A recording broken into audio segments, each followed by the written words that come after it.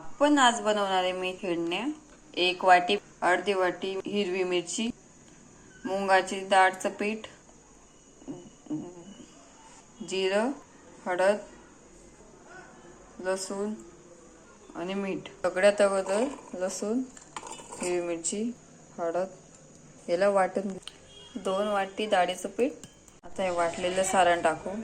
जिरं पावडर, मीठ चवीनुसार, मेथी कापलेली बारीक, त्याला पाणी टाकून हे करून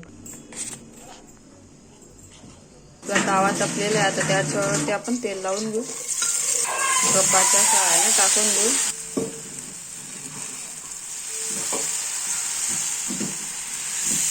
फ्लेम थोडे हाय करून घेऊ।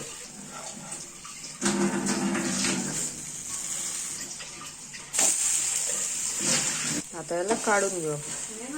बघा तयार आहे आपला खेळणी।